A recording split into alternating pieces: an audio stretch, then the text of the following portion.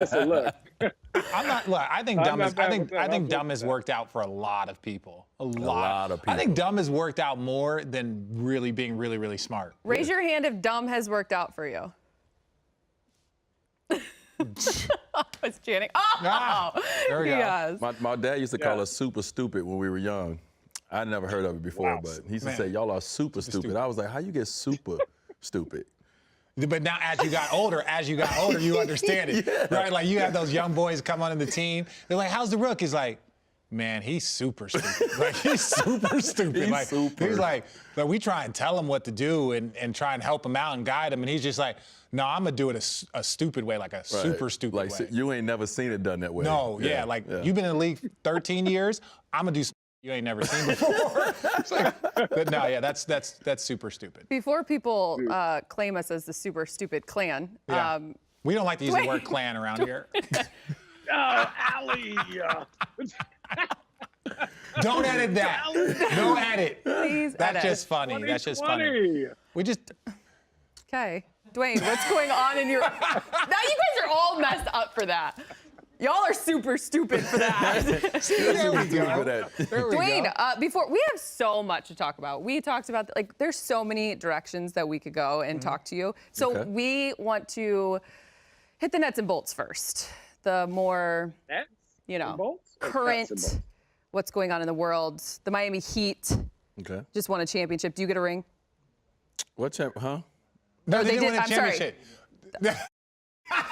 Super stupid. See, we got it rattled. We got it rattled right now. You know, let me tell you, that's that Chenin Blanc. That's that Wade wine. Everybody. Is that Wade wine? That's Oh, you okay, drinking right now. okay. They got her. They did not. Okay. They did Got not. her. She forgot her. I Chenin Blanc. actually work for the Lakers, so it She was kind worked. of Yes, but we're you Lakers didn't as pick well. up We're on in that. the Laker building right now, and she's like, Nothing "So but Laker around here." the Here Miami we Heat go, just here won a we championship. go. Do you get a ring? But do you get a ring when the Heat do win their next championship? I don't know. Well, y'all asking me like I have some don't sense. Because every time we hear about the Miami He Heat, lives we in hear about LA. it's like the middle name. Jimmy told me at some point in the bubble he was gonna get me a ring. That was way before that. He knew. Yeah. That was like before the playoffs started. He Oh, was he like, got yo, you once one I of win these this rings, ring. like Uber rings to Yo. your sleep ring. You talking about the ring you got for the Cavs? That's all you was doing Yep. was sleeping. Oh no! I saw my Hey, I sleepy still- out it's still there. up there. Got my name on it. Look, I still got my iPad from the tell Cavs. What you mean? Yeah. Well, they gave us an iPad like for all of our playoff stuff. Like, Oh, yeah, like yeah. Richard. What? Do you still have it too, Look at Channing? this. Yo, You still have it? yo, Channing still got Yo, the iPad. you know what I still have, Look bro? at that. What are the chances? yo, you supposed to get that back. No, That's a fine, bro. no. What do you that's mean it's a fine? Yo, that's In got Miami, data. That's a fine. No, that's Well, got of data. course it is. No, not when you trade. Not when they trade me because of you. We'll get to that later.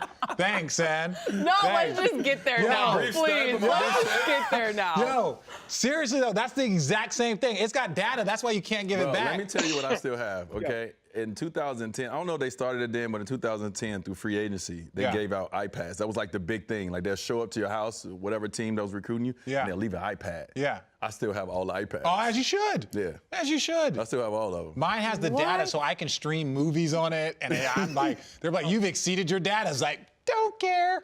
You know how many people would literally die for an iPad? And you guys are just Whoa. An iPad Pro. Right. can we Listen, they travel turned my back? stuff off, and I called them and say, "Hey, yo, you can't turn this off." Did I they need turn it this. off? They turned Yeah, They turned they it turned off. my data off. I called them like, "Hey, yo, come on, I still need this. Like, I might come back." Obviously not. I'm up here watching Hulu, Netflix, Amazon Prime, right? What everything? Okay, so at one point in time, we all were together. That was what, 2017? Yeah. 2018 in the fall. When you walked into that training camp in Cleveland and these two were there, what went through your First mind? of all, Richard didn't even, he was in training camp, but he wasn't doing nothing. Oh, Richard wasn't doing nothing in training camp, and Channing neither. Neither one of these guys were doing anything in training camp, especially Richard, though. I've never seen nobody stretch on the sideline as much as Richard and to not play. He didn't even get in practice. You know what it is? I learned it probably around year 13. Now it's different when, I know the difference between like Miami, San Antonio, like places that like are really watching. But once I got there, I learned that like I only have to jump in the drill one time per Right. whole thing. Oh, you get smarter as you get older. As you get sure. older, you get smarter. It's like if you're doing the running drills or whatever, but if you're doing like defensive drills, as long as I get in one time, I'm good. Because then the coach can see they saw me, like other players. And when you saw get me. in, you got to be loud too. You Yeah. got to be talking. Let's go. super loud. Yeah. And then go sit. That's what they did. The whole training camp. These two right here. One drill per. Hey, that's it. That's all you got to do. Every time I would be like, hey, Tristan, let me come get you. He'd be like, hell no. I said, all right, next one. And I didn't go like Because guys don't never want to come out neither, especially when you're no. scrimmaging. And I'd be like, cool. Oh, I would be cool. You know what it was though? Like I remember when you remember this too. When we were all younger players, we used to step in and help the vets out. Like yo, I got this. Get out. Just get out. I mean, look, because we're bored when you're 25. You want to run more, so you're like, here, just get out. I got you. Oh, thanks, young fella. And then I'm not asking. I expect the younger players to do it. Like, hey, just come get me. Oh, Eddie Jones would just put you had to go. Like Eddie Jones would like. He'll sit in line. We'd be doing the running drill. You'll come back, and he'd be like, "Yo, go again. You need to get in shape. You need to get like." He would just be sitting chilling. I was like, "That's when I become a vet, I'm gonna do the same thing." Speaking of getting in shape, we need to bring up this. But I first want you just gave your observation of Richard. He wasn't doing it in training camp. No. What was Channing doing? Same thing. Yeah, they weren't doing shit together. We were comic relief. 20 miles a day. Okay, so speaking of miles, did you guys know that there's someone on this podcast right now that used to tape their Apple Watch on their wrist during games to count steps? Channing. Yes, Channing. It had to be Channing. Hey, I mean, were you was that tracking my desperate? steps. No, but I was so bored. So my mind, I'd be like, all right, if I'm not going to play, I was warming up dumb hard. Yeah, like I was like I'm lying. Then I was doing lifting, and I was just staying in shape and keep my mind ready because I was like, okay, Tristan got to play, Kevin got to play, Bron got to play, Jeff Green got to play. All these people got to play. I didn't play really until we won 20 in a row, and then they traded me. So see how that goes. But like, I really didn't play till a bunch of guys you got still hurt. feel a way about that trade. I see. I do. I was not very happy. Up next on Road Trippin'. Once you get to the end of your career, you got to be honest with yourself. Okay, where am I at with my talent? Yeah, Right now. like Danny Green. D-Wade, the funniest thing about his time in LA, there's a couple of funny jokes that we told. The 2 weeks he was there. The 2 weeks he was there. One of Here. them was like, Luke Walton, head coach at the time, he was like, hey, because they played together at Arizona, so he was like, hey, Channing, just, when we're around the young players, I just need, I know we're boys and all, but I need you to do. I was like, cool. He said, like, the second video session, he walked in, Lukey Dookie, what's up? What's up? And Luke just looked at him like, That is so Channing. Dude. And it's like, because you know him, you can't be mad at him, but you're just like, God, all the young boys were looking at him, Lukey Dookie. Lukey Dookie. Okay. Yo, listen, here's the problem. I got there and I played, but I was like, yo, I'm hurt. So let me figure this out. And then it was just like, we were like 5 games from the playoffs. And I said, oh, this is it. We ain't going to make this. Like, based on this, right? We ain't making this. Yeah. And so for me, I went in a full, like, here you go, guys. Like, very, Brooke Lopez was going to play. Julius Randle was going to play. And so I was like, okay, this is young fella time. Every team that I've been on that wasn't going to make the playoffs is young fella time. So I basically was like, all right, y'all go ahead. Just let me know where you need me. Zubac was going to play. So I was way down the list. So Why does it seem like like you're way down the list on every team you're on? That's like the second time you've done that lineup. I mean, basically, my whole career I played behind an all-star. No. Listen, look, buddy. I'm a specialist, and that specialist did not include defense, right? So my job. Oh, Channing. Listen, and I said this is a stat. While I played for the Cavs, this is the least amount of double teams in the history of Cavs history. The history of Cav history? You drew the least amount of double teams? No, there were no double teams. You couldn't double team. We absolutely punished them.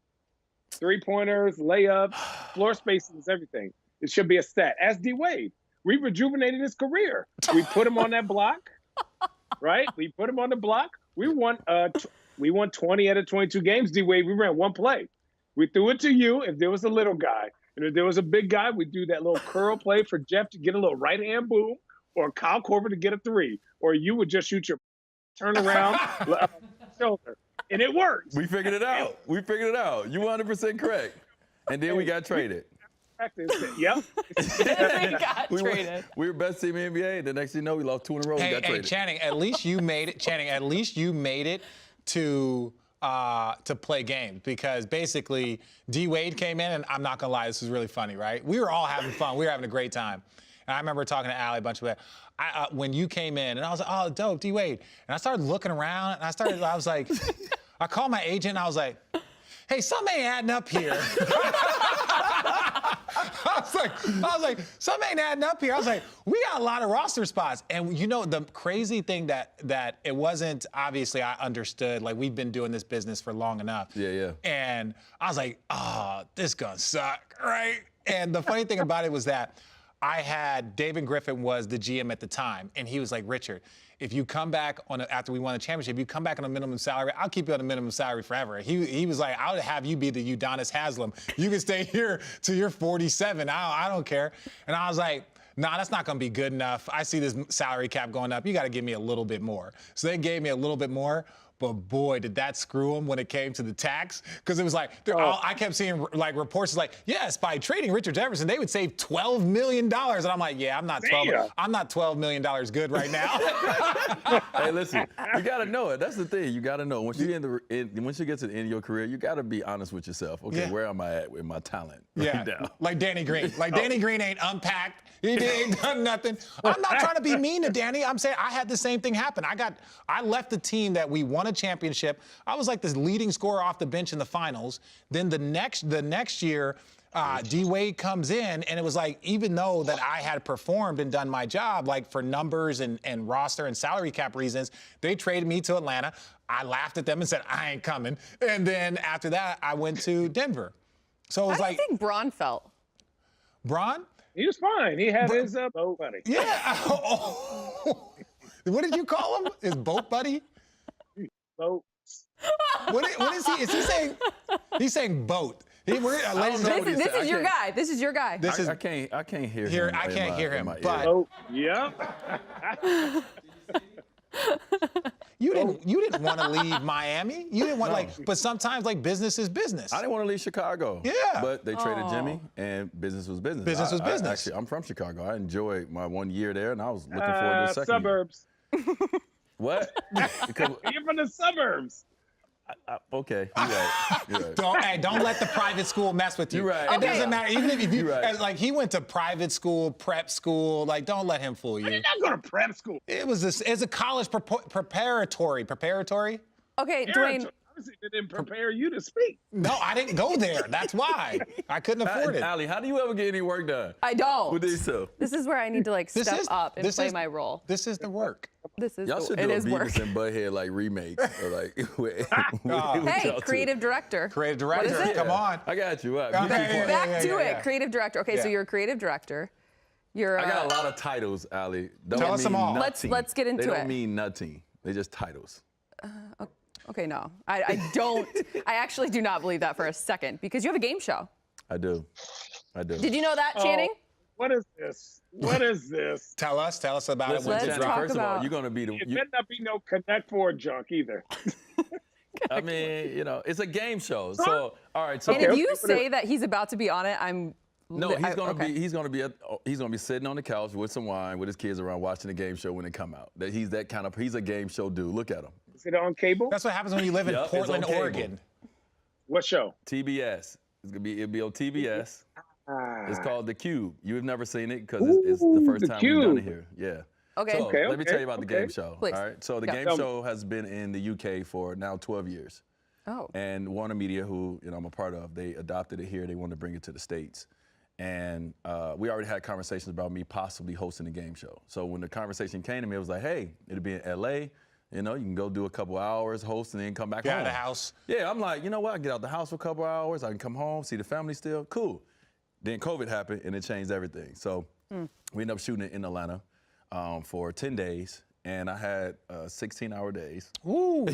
And you did multiple episodes every day? I had to try to get at least 3 episodes a show. But I'm the host. I'm also doing the promos. I'm also doing, I'm doing everything. So I was like, oh, This is training. I felt like I was in training camp all over again. But you're the creative director. Don't you get to choose? No, none of that. None of that. I am not. I'm just the host, and I EP'd it, and I end up being the host. But like for me, it was fun. Like I grew up on game shows. Like in Chicago, one of my favorite game shows is this show called The Bozo Show, and I used to watch it every morning before I went to school. And like the one thing on The Bozo Show, they'll put like 5 or 6 buckets, and you had to hit a ball in each bucket, and that last bucket was the money bucket.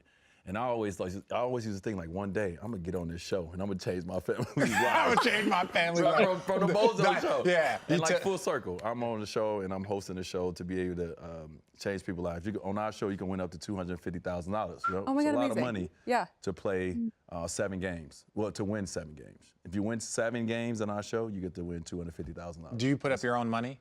No, that's net. I'm on like the way my bank account is set up from retiring. I'm on a budget. Boy, you better Okay. stop it right now. So, are you on a budget? Hell yes, I'm on a budget. Why I can't be on a budget? You on a budget? Listen, you got vice president. I'm working 9 to 5s. I'm making frappuccinos at Dom, Starbucks. all you gotta do, honestly, this is what you need to do. Get dressed up. Like, tell Lauren to get dressed up, take her out to a nice dinner, and just ask her to increase your allowance. Wow. Wow. Channing, well, you're one of those guys that, I feel like we interviewing Channing, by the way. Channing, were you one of those guys that when you got your NBA check, you gave it to your wife and she gave you some money and said, go have fun? Hell no. And she took the rest? Hell. Yeah. Hell. She's like, make it work. She's like, make it work. This ain't enough. First of all, let's put a little bit more respect on Lauren's name. Lauren's the boss. Lauren's the Yeah.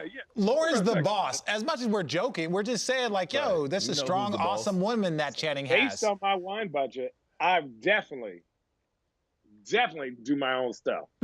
Right? Because I've been getting yelled at every month. Like, Channing, how much do you need to spend on wine? R&D. Research and development. R&D. If there's one thing you want to take away from this episode. Learned in the wine industry is R&D. That's the one thing you've learned so far. Up next on Road Trippin', was there a moment during filming this game show that like for us to all hold on to, like a little teaser?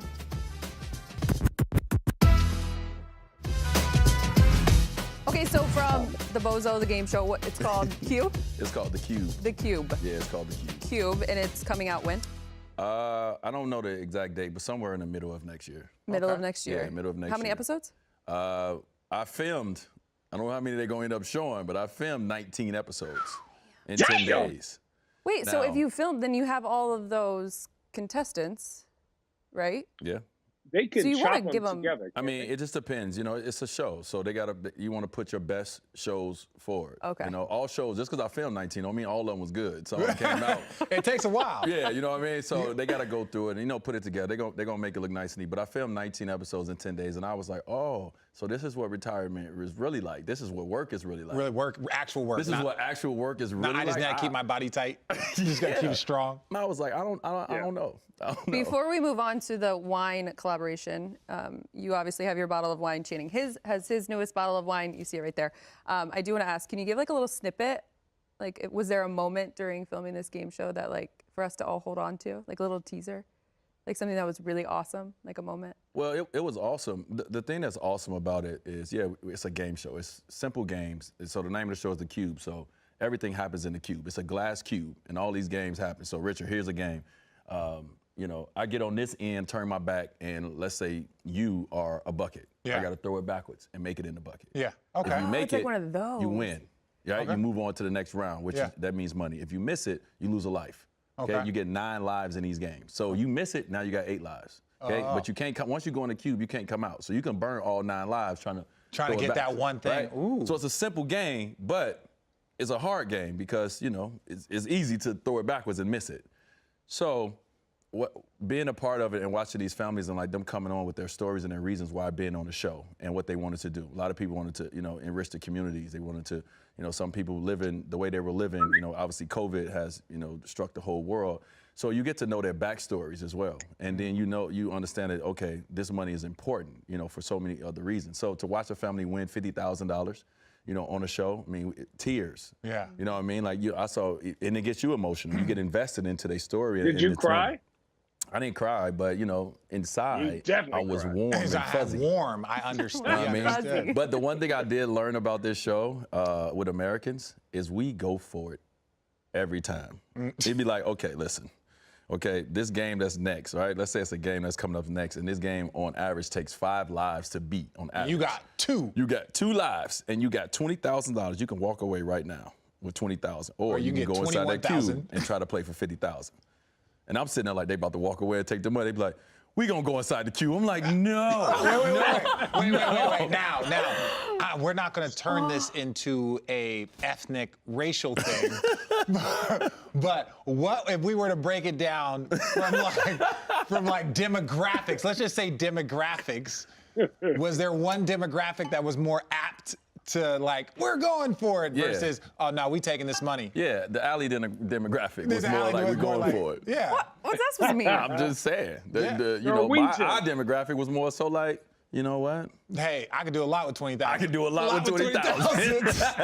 I could do a lot with 20,000 too, but why not? Yeah, I'm a risk taker. I like to live on the That's what I'm edge. saying. You know what my mama would have said to me?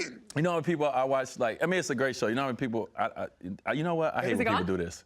I hate when people do this, when they put this back in the refrigerator, when it's like, a little orange juice left. I'm just going to go ahead and finish this. See, it's yours. You brought it. But yeah, so I just did that, and so it was cool. When you retire, as we all know, when you retire, you try to find like something that's like, you try to find your lane. Like, all right, what am I going to be good at? What can I be good at? Where's someone going to pay me? But also too, like you try to find something that gives you like some joy. You know, so for me, like to host that show, like even though it was hard, and we got to talk about the schedule that they put me through. But overall, like I would do it again if the schedule was right, because like it was fulfilling and was rewarding to watch like these families like win this kind of money, on this show. So it was cool. So you got it. Oh no, I was gonna say it's like obviously God rest his soul, but Alex Trebek and like Pat Sajak and Steve Harvey and all these guys. That's basically what they do. They people don't understand. They record for like a week. They record like an entire season of Family Feud in like a week, and they just like change their outfits, and they have like 12-hour days. But you make I don't know about your situation, but like like Alex Trebek making $15 million to work like 2.5 weeks and do some promos. If it's a good gig if you I'm not there yet. This is my first time out the back, so my money wasn't like that. But it is something great, and it's something like with the Cube, because it's been successful in the UK for 12 years. So obviously everybody on our team is like, listen, we got an opportunity with a great show. Hopefully we can get 10 years out of this. And build an empire, for this show in the States. So we'll see how it goes. Like like I told them, I said I had an amazing time, but like we definitely got to talk on the schedule because I ain't built for it. I ain't built for 16-hour days. Did you ever have a moment where you walked in and you were like, do y'all know that I'm Dwayne Wade? No. First of all, I was nervous as hell, first of all, to do something like that. You know can cuss. Just out of nowhere in the middle of your story. All right, my mama might watch. You know what I mean? Let me limit my cursing, all right, Channing?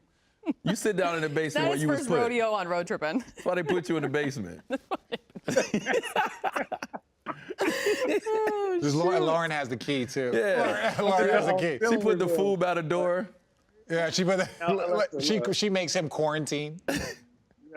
I quarantine 16 hours a day by myself. I just get to sleep on the couch. R&D. So it was hard? No, it was hard. I ain't even lie to you. You know what I mean? Like getting off. But obviously it's to be successful in sport. We had moments where it was hard. So it was just hard because I've never done it before. But, once I got done, I felt accomplished. Like 10 days on the grind to get a show done. Like I said, we filmed 19 shows in 10 days. Like I felt accomplished. Walked away from there with my head up high, my feet hurting. Yeah. It was hurting. What was the hardest part? Reading a prompter? Like what? Like was that? Because that's something that even like for me, I've been 2 years out and I've been in the space of like learning how to read a prompter, different, whether it's hosting something or just like doing my own stuff. Like you're trying to be expressive and read and like not like sit there and focus. What was the hardest part that was like a random skill that you now have a tremendous amount of respect for people that are in that space? Yeah, you said it, man. It's like, all right, so hosting is cool. Like once you learn the game, you know the rules and everything, you can be personable with someone, you can host. That's not easy, but that's cool. It's once the show over, okay, Dwayne, now the contestant just left, we need you to read 30 things to camera. we need you to turn like this, watch them go out and now look at the camera and say, blah, blah, blah. Allie and Richard have $20,000. Would they go for, that kind of read. Yeah. And then it's like, okay, we need more energy, or we need this to be dramatic, or I'm like, I am not an actor, okay? Like, you know what I mean? So I'm a creative director. I'm not. So like that was tough, and it would be like in between hosting shows, it'd be like, okay, we got to get 50 reads. Like all this stuff that I was like, oh, I didn't pay attention to the fine print because I don't remember seeing that I was gonna have to do 50 reads between each show. But it was like, it was challenging, and like everybody there was working longer hours than me. You got people who setting up early and then staying later.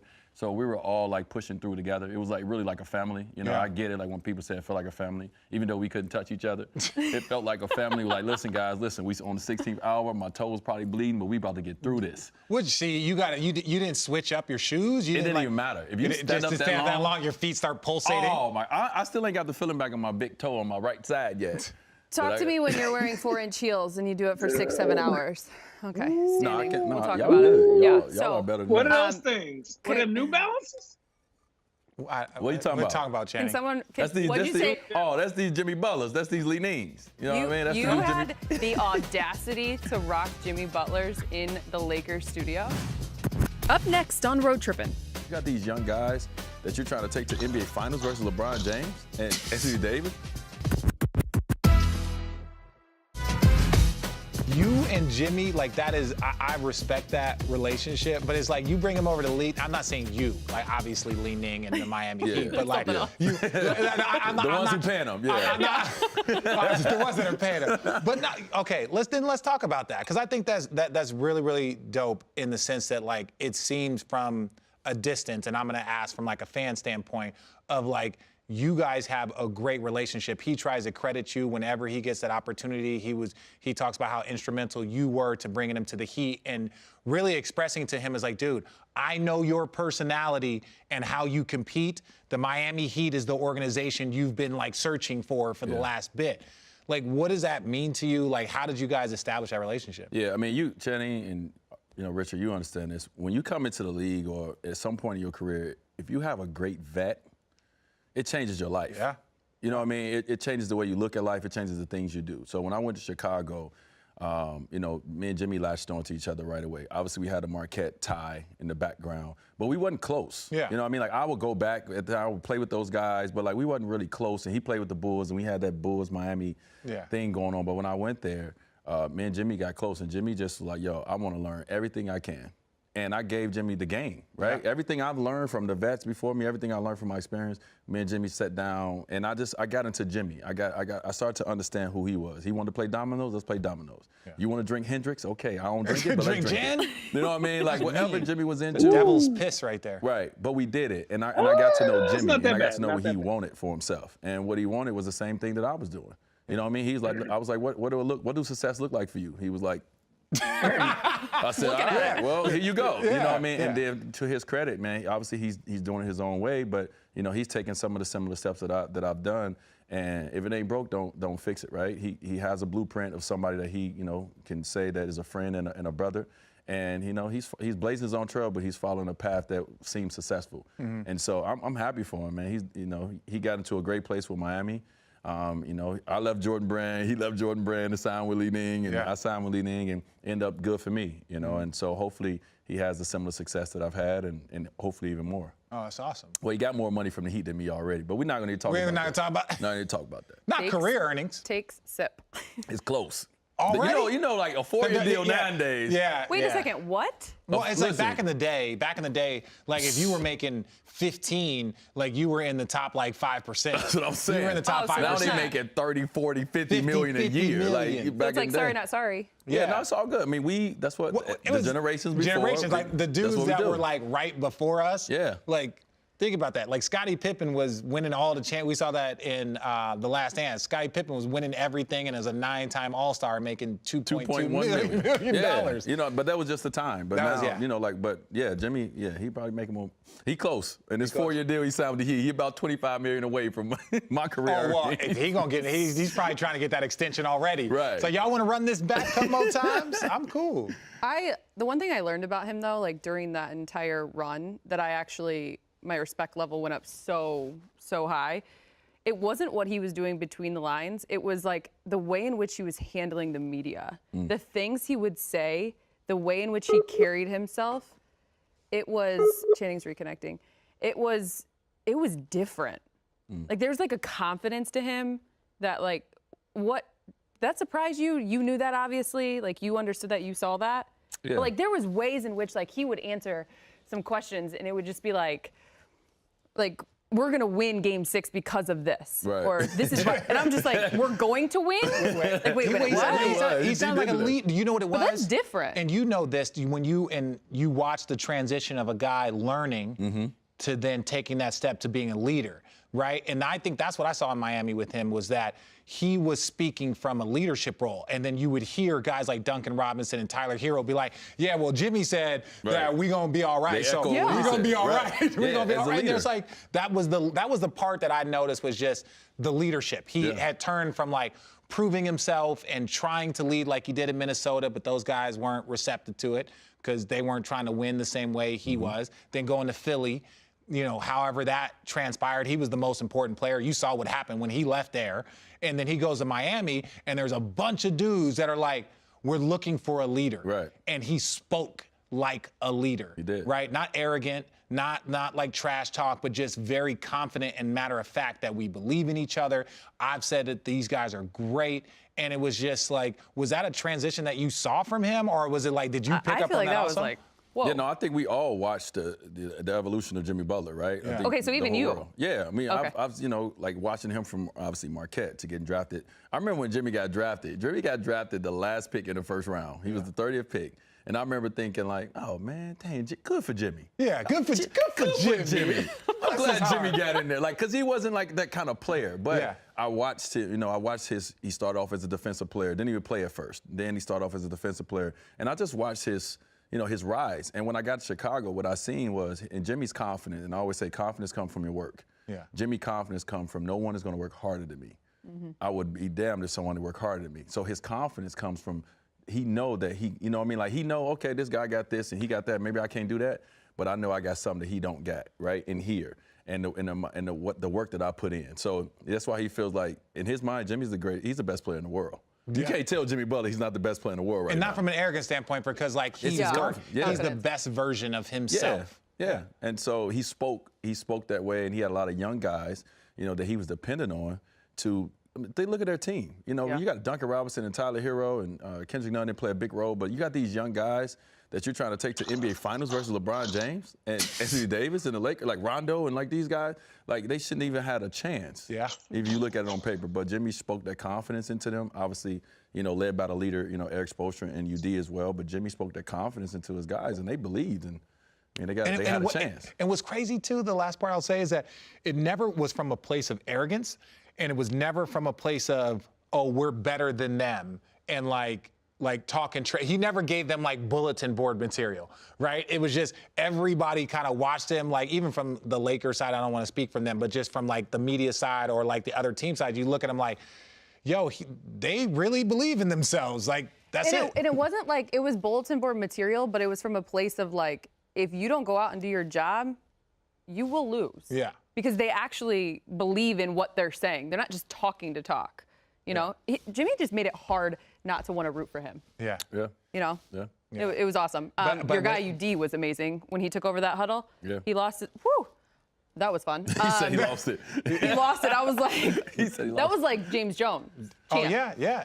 Champ. What was it like having during those Champ and UD on the same team? Oh wait, Champ, UD, Shane Battier. Ray Allen, like, bro. Y'all had some like buttoned up vets, man, right? We had some real grown men. Like, like real, I mean, like on a plane, like you guys know, we're on a plane sometimes, it's multiple things going on the plane ride. Yeah. Up next on Road Trippin'. And we had to put in a rule, like, yo, anybody who lose, I want my money in 48 hours. But a lot of times on our plane ride, we would sit down and have conversations that you don't normally have. But like, let's sit down and talk about money.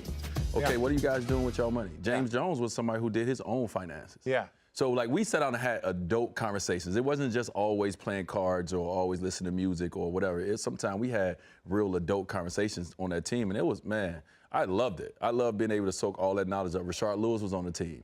You know, another vet. Like we had some real dope vets. Honestly, so I was so mad. Okay, let me not phrase mad.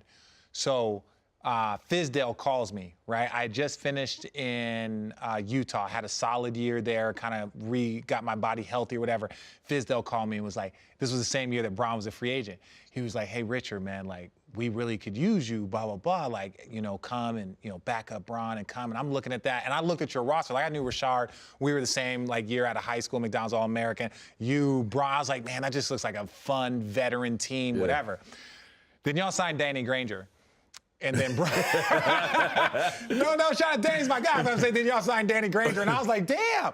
And then Bron left, and I was like, you know how mad I would have been if I would have signed there, and then Bron would have upped and left. Right. And so I ended up going to where the hell did I went to Dallas. But like just watching your team from afar, like there was like conversations of like, hey, you can come be a backup, like veteran minimum guy, and it was like you guys looked like you just had such a good veteran group. That's why I felt bad for Mario Chalmers, right? Yeah, That's why I felt bad for him. But y'all look like y'all not fun in a way that like was like the Cleveland fun. That was different. Right. It was more of like fun from like you learned a lot. Yeah. You know what? I'm glad you brought different. up Mario Chalmers. So like the one thing is too, when you got a veteran group like that, that means these guys has made a lot of money from the game of basketball. Yeah. So their pockets is a little.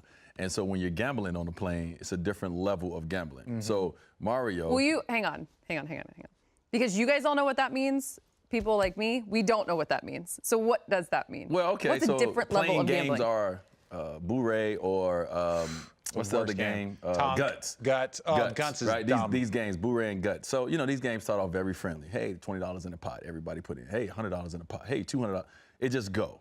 But when you're playing with guys like Ray Allen that have been making money since he got game, when you're playing with Rashard Lewis that been making money one of since the biggest coming out of high contracts in school, NBA, yeah. right? When you're playing with LeBron James, who, you know, we all know. When you're playing with, I got a little coin, you know, when you're playing with these veteran guys and you like Mario Chalmers and you getting beat over the head, and it's like, and we had to put in a rule like, yo, anybody who lose, I want my money in 48 hours. 48 hours. But you, okay, so we don't. What's that money? No, tell It's not them. $20? No, God. What? So Boo-Ray is a game that like the legendary stories as our numbers between like on a total plane flight, like real idiots between 50 and 100 grand, like super stupid. Yeah. So funny story, my trainer with the Nets, he said that on a trip from New York to LA, because he used to be a trainer for the Knicks, like John Starks won like $50,000 and was like, yo, like, I'm gonna go buy a brand new Range Rover. But this is why the gambling gets a little out of control, is because everyone knows, oh, we got a 6-hour flight back. Right. So, like, it don't matter if you go on a West Coast trip, like, you might win all the money there. Right. But, like, he said that, like, every bit of the trip working their way back, then ultimately going back out east, he lost it all. And he said he wasn't no good for, like, a week. It's the worst team camaraderie that I've ever been a part of. Like, it was Gambling at a on the point where me airplane? and UD had a meeting with each other. We were trying to get out. It was like we were in a game. We was like, how do we get out of this? Because I'm getting one year, I literally lost for 2 months straight. My financial advisor called me and says, it's something I need to worry about because I'm seeing a lot of deposits come out. Cash deposits. Okay. Not you, because I don't want you to tell, like, your business, wink, but I want you to tell what's the most you saw somebody lose in a game, and you don't have to say that person's name. Most I've seen someone lose in like one game, or you talking about just a total? Just like a trip. Like if you're going like not one hand, because I know we can get it crazy. I mean, we're in 100,000. It's easy. Like it's easy. In one trip. Listen, let me tell you something. And then like when I was in Chicago, this is another one about Chicago. So I went to Chicago. Me and Jimmy don't gamble.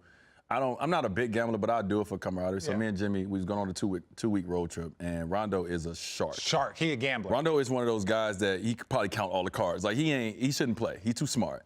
So we were gambling Even in with cards? them. Yes. And Jimmy said, D, how much money you gonna bring? I said, all right, we're going on a 2-week trip. You know, man, I feel like I'm gonna bring a lot of money. I was like, I'm gonna bring 50,000. Yeah. Okay, I can lose 50,000 for this trip. I mean, not lose, but you know. Yeah, lose. like you're not. See, that's why you and I are different on that game cube. I think I'm gonna win it. Yeah, but you gotta know, like, I can lose this and be okay and sleep good at night. Yeah, it's like Vegas. You only take what you're comfortable with. You can lose. Like, right. So I was like, this will last me 2 weeks, because when you gamble, you don't just gamble on a plane. Sometimes you gamble in a hotel room. Sometimes you get like late at night. Like when you go to New Orleans. You go to New Orleans. You gamble a lot. Yeah. And let me tell you, I lost $50,000 within 2 hours on the plane ride. Oh. We didn't even get to the city we were going to. And you know who else lost it? Jimmy Butler lost as well. So that was our, we was like, well, thank you guys. I hope y'all enjoyed us for the year. We're going to go over here and sit in our seats. You want to know one of the Cardinals said, ladies and gentlemen, one of the Cardinals said, Channing, you can jump in, because Channing never gambled. Channing's back. Channing never gambled. Channing ain't gambling. LeBron got his money. Jason Collins. I did gamble. Do you know what the worst thing is? Because there's rules. There's so many like random rules that people don't know. Jason Collins did this one time. Like, we were playing poker. He came in, pull his money out, played a couple hands, then would put his money back in his pocket. Mm-hmm. Then, like, when we go around again, you got to ante up again, he would take it. We're like, dog, just leave your money out. Leave your money out. Leave your money out. This dude, he